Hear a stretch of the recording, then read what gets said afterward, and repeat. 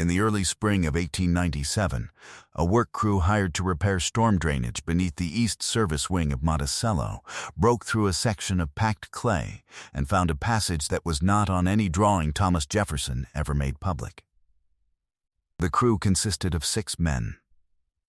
They had been brought in from Charlottesville to address a problem with water pooling beneath the east basement corridor. A problem the estate's new custodians had noticed after heavy rains in February had left standing water on the lower service floor for the 3rd winter in a row. The passage was not wide. It ran roughly 8 feet before the crew's lantern light gave out, and the foreman, a man named Robert Aldrich, sent 2 of his men back for a second lantern before anyone went further. By the time this is over, you will understand what those men found when they went further. Why the passage was sealed with brick before the sun came up the following morning, and why the 14-page report that Aldrich filed, and then kept private, describes an experience he said he could not write down in full. Not on any drawing, not in the papers Jefferson donated to the University of Virginia, not in the architectural records held by the Massachusetts Historical Society, the American Philosophical Society, or the Library of Congress, all of which received substantial portions of Jefferson's working documents during his lifetime and in the decades after his death in 1826. 7 decades of scholars had studied Monticello by 1897, its hidden staircases, its dumbwaiter systems, its wine storage alcoves, its service tunnels running beneath the south and north terraces, and none of them had found this passage. And none of the excavation records from Jefferson's own construction phases, records that survive in considerable and cross-referenced detail across multiple archival collections, show any authorized work in the location where the 1897 crew broke through. I came to this sideways, the way I come to most things worth finding. I was working through the property acquisition and improvement records of the Thomas Jefferson Memorial Foundation in the early period of its ownership. The foundation purchased Monticello in 1923, and its administrative files from the first decade contain references to prior custodial work that I was trying to date and attribute. One of those references, in a foundation memorandum from 1924, mentioned a drainage repair project from the late 90s that had uncovered a structural anomaly beneath the east wing. Subsequently addressed. That was the entire phrase.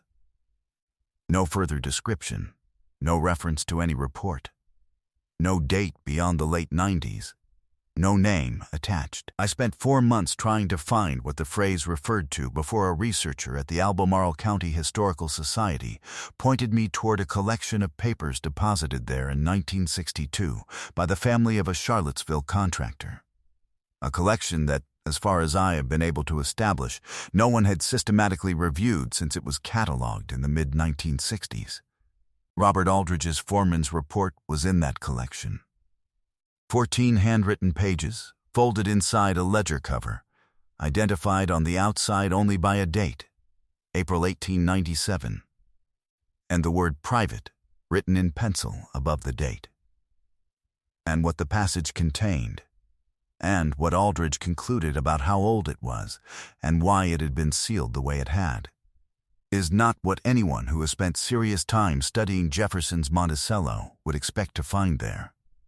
Because before I tell you what Aldrich reported, I need you to understand what we already know about the spaces beneath Monticello, and why what Aldrich found does not fit within any of it.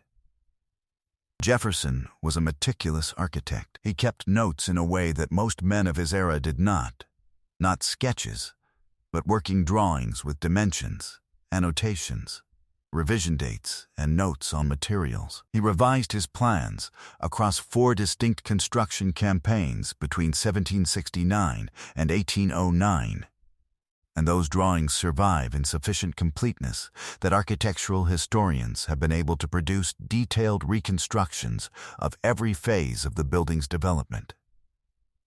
The service spaces beneath the main house, the south and north dependencies, the underground passages connecting working areas to the main structure, The storage alcoves and root cellars and service corridors are well documented.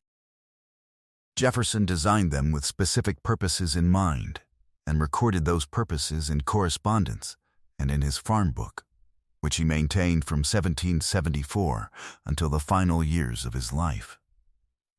The tunnel running beneath the South Terrace, for instance, appears in his records as a practical solution to a problem of circulation and service access. He did not want the movement of trays and dishes and firewood to be visible from the main rooms, and its dimensions and routing are fully consistent with his drawings. There is nothing hidden about it. Jefferson wrote to visitors about it. It was part of the intended design. Nothing about the East Wing passage is consistent with anything Jefferson recorded. And that should not be possible. That is the part I keep returning to. Consider the East Wing itself. The East service rooms, the kitchen, the smokehouse, the dairy, and the servants' quarters arranged along the East dependency were among the most consistently used and most carefully maintained spaces on the estate during Jefferson's lifetime, and for the decades of private ownership that followed his death in 1826. They were not remote. They were not peripheral. They were the operational core of a working plantation household, occupied every day of the year, managed by people who would have noticed an unauthorized passage, a concealed opening, a floor section that gave way, or a wall that sounded hollow underfoot. The passage Aldridge's crew broke into had not been found in nearly 90 years of continuous occupation and use above it. That means it was sealed well enough and set deep enough, and positioned precisely enough within the soil and drainage layer that ordinary daily use of the space above it never revealed it. That takes planning. That takes a careful understanding of where to put something so that it will not be found by the people living and working above it, even if those people remain in place for generations. The second lantern arrived. Aldridge and one of his men. He identifies the man in his report as James Fowler, a mason by trade with 22 years of experience in Charlottesville and the surrounding counties, went in together. The passage ran, by Aldridge's measurement, using a knotted rope he had in his work kit, 31 feet from the point where they broke through the clay packing. It ended at a wall. The wall was old brick, not the red Virginia brick used in the plantation's above-ground construction, but a darker, smaller format brick that Fowler identified immediately as pre-federal in style, a format common in the late colonial period. Fowler told him, largely displaced by standardized brick manufacture after the 1790s. The mortar was different too. Harder than anything Fowler had encountered in 3 decades of masonry work in the region, cured to a density that he described to Aldridge as consistent with work that had been in place for at least 50 years, possibly longer. Not newer. Harder with age, which placed the construction of that wall somewhere in the early decades of the 19th century at the latest, and possibly earlier. And between the beginning of the passage and its sealed end, the floor of the tunnel held objects. I want to be precise here, because Aldridge was precise, and his precision is one of the reasons I trust this document. He did not dramatize what he found. He listed it the way a contractor lists what he observes on a site, without interpretation, without embellishment, with the attention to specific detail that a man who works with physical things brings to physical things. There were 11 ceramic vessels of varying sizes, all intact, all stoppered with wax-sealed corks. There was a wooden chest, iron-bound, roughly 2 feet long and 18 inches wide, locked. The lock mechanism of a style Fowler described as very old. Spanish or French maybe, not American. There were, resting against the east wall of the passage in a grouping that Aldridge wrote appeared deliberate rather than casual, arranged, not merely stored, 3 objects wrapped in waxed cloth that had hardened over time into something closer to shell than fabric, the outer surface cracked, but still largely intact. Aldridge did not open the cloth. He wrote that Fowler did not want to open the cloth, and that he himself felt no inclination to disturb whatever was inside, and that he found it difficult to explain the feeling beyond saying that both of them agreed, without discussing it at length, that opening those coverings was not something they were going to do that afternoon. There was, finally, a single iron bracket mounted into the ceiling of the passage, from which hung the remains of what had once been a lamp, not a common oil lamp of the kind in everyday use in 1897, but something with a more complex feed mechanism, long since dry and corroded beyond function, the glass of its chimney cracked, but not fallen, still suspended in the bracket after what must have been decades. Someone had worked in this passage by lamplight. Someone had lit a lamp on that bracket and stood below it and worked, on more than one occasion, over what must have been a period of time. And then, someone had built the wall at the far end, packed the clay at the near end, and left no record that any of it had ever happened. This is the part I keep returning to, because the sealed end wall is where Aldridge's account becomes something I have spent 2 years trying to explain away, and cannot. The old brick wall at the terminus of the passage did not simply close off a dead end. It was not a construction boundary or a structural support built as part of the passage's original design. Fowler could read it, the way a mason reads a wall, the way experience teaches a person to see what a surface is telling them about its own history, because the bonding pattern at the corners showed that the wall had been set into an existing frame, not built as a primary structure. There had been a doorway there.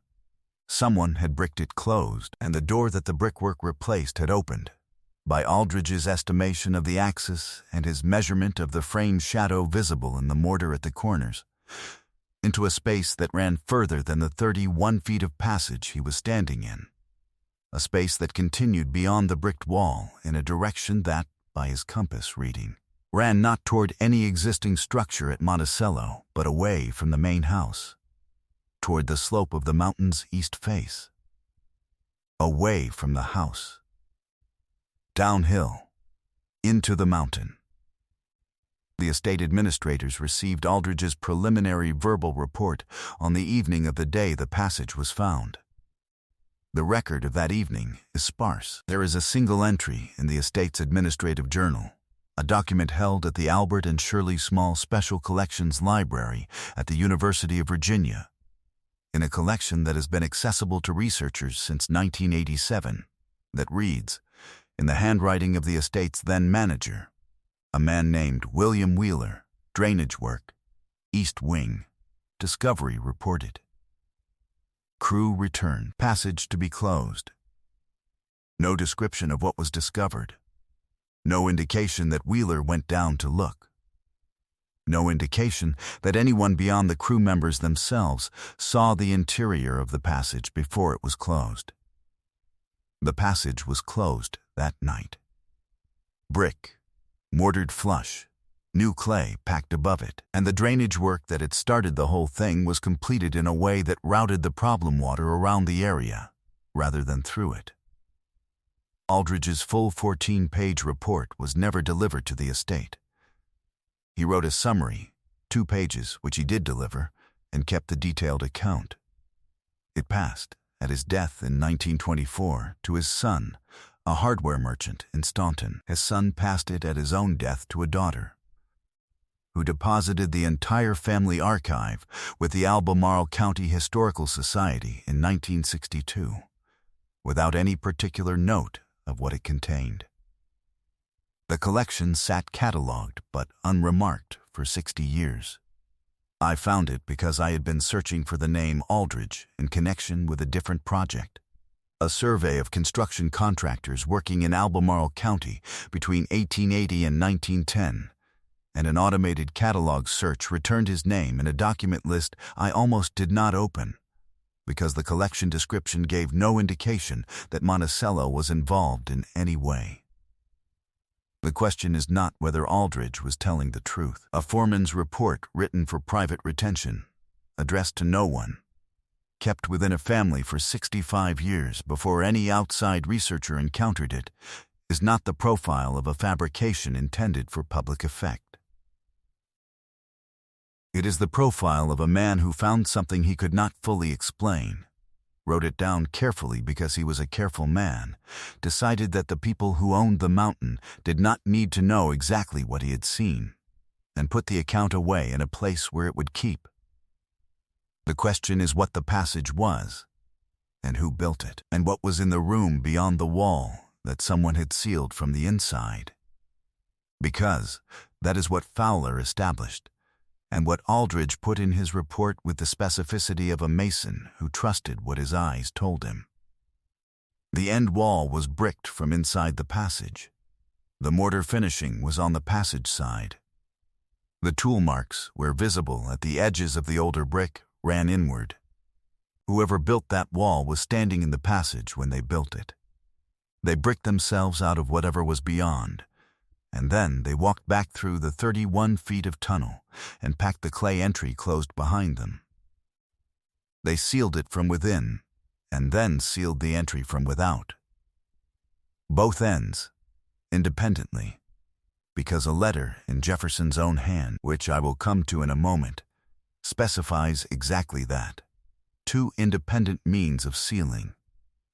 And I have not been able to explain away the fact that what Aldrich found in April of 1897 matches what Jefferson's letter describes, written at a minimum 70 years before Aldrich ever picked up his lantern.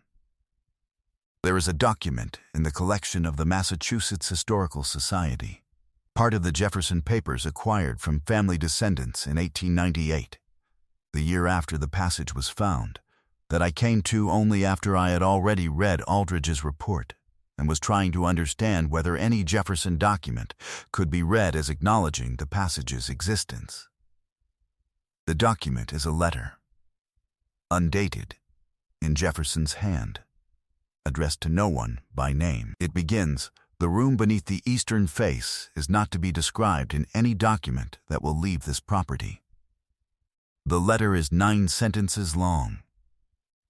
The remaining sentences concern, in language that is characteristically precise for Jefferson and characteristically obscure in this instance, the conditions under which the room's contents should be disturbed, the persons who may be present for any such disturbance, and the instruction, I am quoting here as closely as I can without reproducing it verbatim, that the entry passage should be rendered impassable by 2 independent means before any construction work proceeds above it. 2 independent means: the clay packing and the mortar seal. 1 at each end. The letter was catalogued at the Massachusetts Historical Society in 1903, 5 years after the collection arrived, under the heading Undated Fragments, purpose unknown. It has appeared in the published Jefferson literature exactly once, in a footnote in a 1931 bibliography of Jefferson's architectural writings, cited as an example of his occasional use of imprecise personal memoranda, a category the bibliographer attributed to old age and the informal nature of certain late-period notes. The scholar who cited it did not connect it to any physical feature of Monticello. He could not have, because the 1897 drainage discovery had never been publicly reported. Aldrich's summary to the estate administrators was 2 pages long and said almost nothing. Wheeler's journal entry said even less. The full 14-page account had been in a hardware merchant's family papers in Staunton. The letter and the passage had no documented connection until I sat with, both of them in the same week, in the same year, and read the phrase 2 independent means in Jefferson's hand, and then read Aldrich's description of the clay packing and the mortared wall and understood that I was looking at 2 halves of the same thing. Now consider what that means about the room beyond the wall. Jefferson wrote that the contents of the room were not to be described in any document that would leave the property. He wrote that they were not his to destroy, and not his to display. A phrase in the letter's third sentence that I have not been able to find in any other Jefferson document across the entire published correspondence, in which Jefferson was not a man given to hedging about his ownership of things. He owned things precisely. He inventoried things precisely.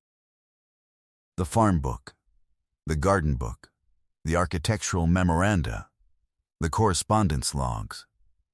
All of it reflects a man who had a detailed and settled relationship with the concept of his own property and what belonged within it.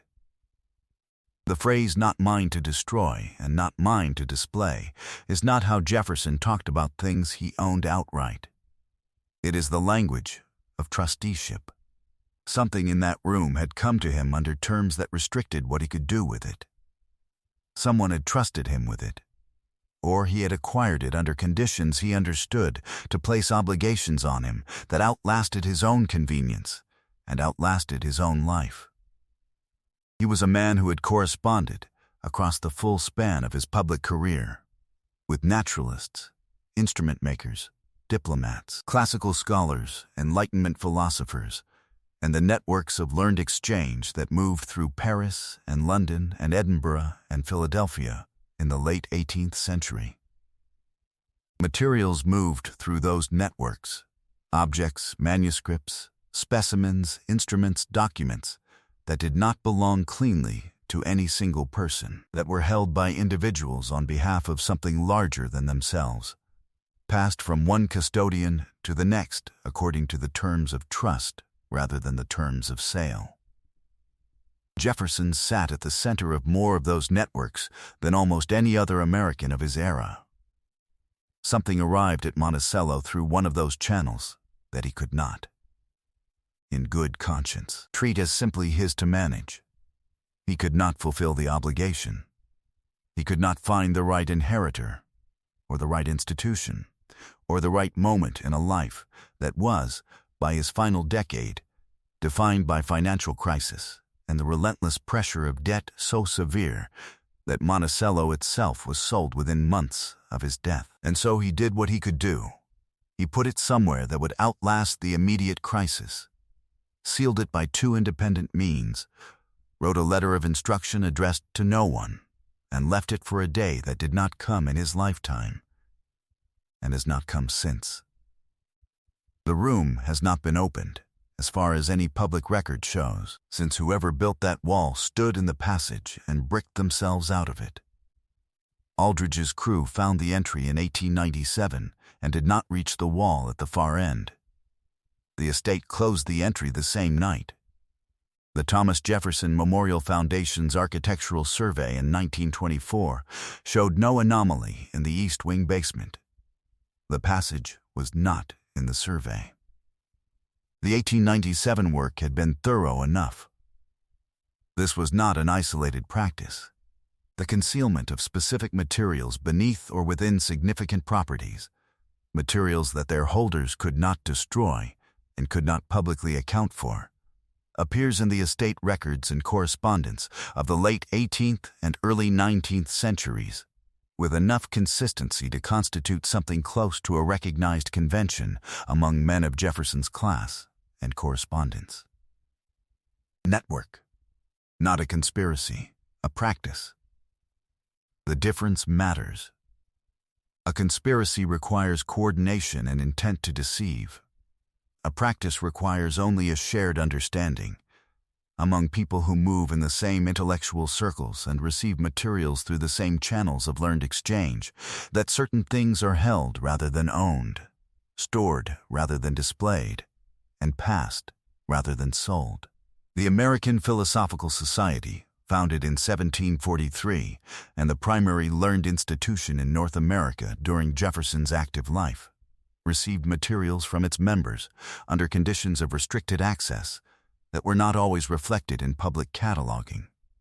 And the Society's own archives contain references to deposited items that do not appear in any published inventory of the collection. The correspondence of Charles Wilson Peale, who managed the first significant natural history museum in the United States from the 1780s through the 1820s, and who maintained regular correspondence with Jefferson across more than 3 decades, contains several references to objects received and stored rather than exhibited. Stored, as Peale puts it in one letter, because they are not mine to show, under terms the donor made clear. He does not specify the terms. He does not name the donor. He simply stores the objects and records that he has done so. Benjamin Henry Latrobe, who worked extensively with Jefferson on the construction of public buildings in Washington during the early federal period, and who visited Monticello on at least 3 documented occasions while the East Wing construction was in progress, left a journal entry from 1807 that I have read many times and cannot resolve into an innocent reading. He writes that Jefferson showed him a passage of some interest beneath the eastern rooms, and that what was at the end of the passage was not for the occasion. Not for the occasion. Latrobe was a man who chose his words with an architect's precision, and not for the occasion is a phrase that means a specific thing. It means that the occasion, a visit, a social call, an informal showing, was not the right context. It implies there is a right context. It implies that what is at the end of the passage is intended to be seen by someone, at some point, under some set of conditions. Not today. Not by Latrobe. Not on this occasion. The journal is held at the Maryland Historical Society in Baltimore and has been available to researchers since 1977. I do not know what is in the room beyond the wall. I cannot tell you, because no documented source describes it with any specificity. What I can tell you is that 3 independent documents, Aldrich's 1897 report, Jefferson's undated letter, and Latrobe's 1807 journal entry, converge on the existence of a space beneath the eastern face of Monticello that Jefferson understood to hold something he was not free to discard and not free to display.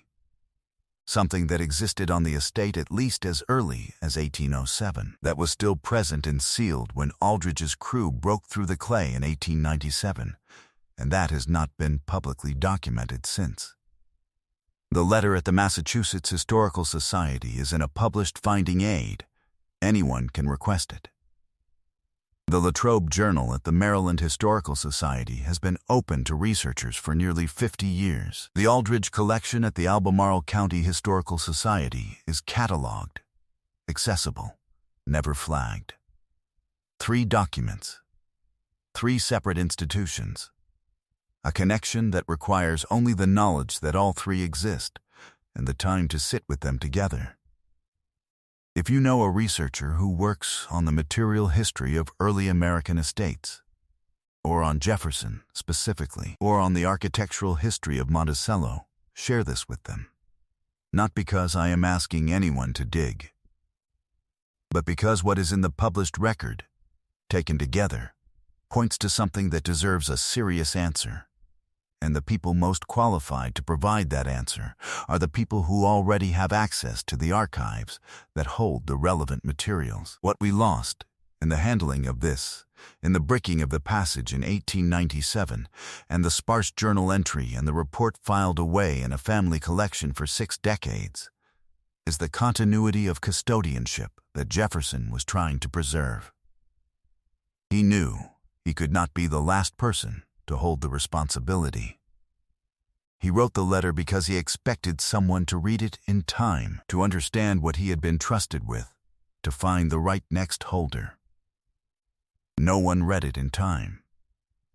The estate changed hands. The passage was found by accident and closed by reflex. The letter went into a folder in a Massachusetts archive and was cited once in a footnote in 1931. And the room beyond the wall, whatever it holds, has been waiting in the dark beneath the east slope of that Virginia mountain for 200 years, sealed at both ends by 2 independent means, exactly as Jefferson instructed. He was careful to the end. He just ran out of time to find the person who was supposed to come next.